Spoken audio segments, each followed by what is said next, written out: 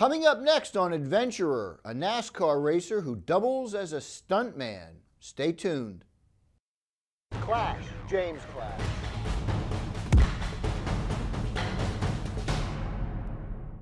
Welcome to Adventurer, the show with guests who truly push their lives to the limits. No talking heads here, just the real deals. I'm your host, Jim Clash.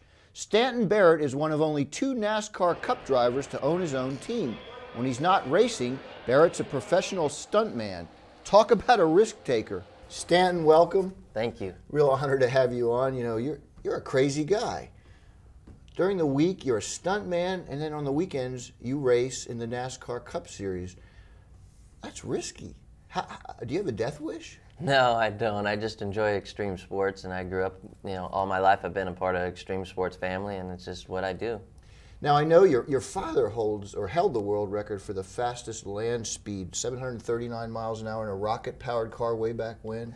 Yeah, in 1979, he was the first one to break the speed of sound on the ground in the Budweiser rocket car with an 80,000 solid fuel rocket engine strapped to him and a Sidewinder missile to hit off the extra 20,000 horsepower to get through that last 200 miles an hour. Unbelievable. And I think you were telling me before the show that he went from 0 to 739 and then back down to 0 in a total of 17 seconds. I believe it was 17 seconds, 0 to 739, back to 0. It's pretty amazing. Unbelievable G-forces. Now, if you had to summarize risk, when you're in a NASCAR Cup car or a Busch car, or you're doing stunts, which is riskier? Where do you feel you could be hurt more? I think you can be hurt more doing stunts. Your body's exposed to all the elements, and there's nothing you generally protecting it. As where your race car, you have a vehicle around you, roll bars, padding, seat belts, a safe seat, helmets, and all the safety implications that you need to try to be as safe as possible. Stunts, you're just exposed to every element, and it just can be really brutal to your body. It's definitely beats you up. What's the scariest stunt you ever did? I don't know if there's been a scariest one. There's been a lot of scary ones.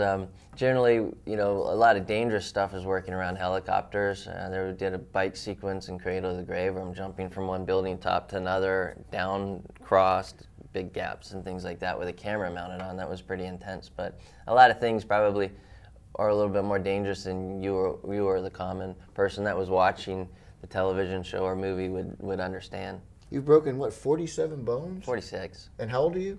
35. So you've broken 11 more bones than years you've been alive. I guess so.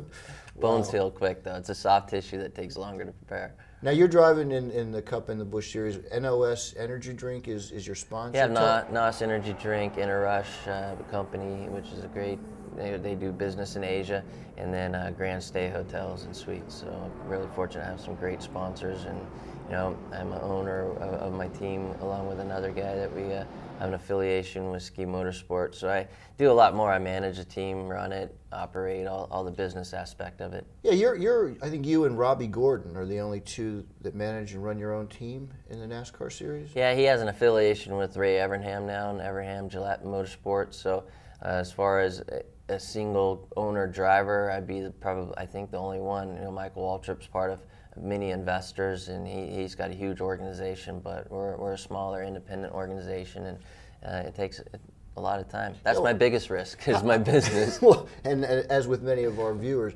who are business people, I mean, looking forward to this season, you've got to compete with these mega $1-million outfits like Evernham and Penske and everything. How do you do it as a small entity like yourself? I think we just really pay attention to what we have to do and focus on the details. I have a great crew chief, Ricky Pearson, who's got a great heritage in auto racing. His father's second-time all-winning driver, and we've worked together in the past on another team. I finally had the opportunity to hire him, and just putting the right people in place. I have great sponsors. I have almost 20 years of experience in racing and owning teams and building cars. So I apply myself a lot to my business, and I think just the dedication involved in paying attention to the details and working our tails off, and hopefully some of our talent comes through as well. We've been really respectable this year. We're the fastest Chevrolet in practice in the 500, and we were the pick. It's the Daytona 500. And the Daytona 500, and we were the pick from the commentators to make the race. And we've stood out last week. We were a really strong car. We had 11th place run in Las Vegas, and we're making huge gains to compete with those guys. And most people look at it and go, how's this little team in a tiny shop competing against these huge conglomerate race teams with unlimited resources. But, you know, just putting good personnel behind you and managing the program correctly and paying attention to the fine details. Well, the little engine that could, we have to wrap now, but it's really been great talking to you. Come back and see us. Good luck. I hope you win the Daytona 500 one of these days. I might. Good chance of it. Thank you very much for having me. Again, stock car racer stuntman Stanton Barrett. I'm Forbes Adventurer Jim Clash. To read my column, pick up Forbes magazine or click on Forbes.com/adventurer. And thanks for watching the Forbes.com video network. Clash, James Clash.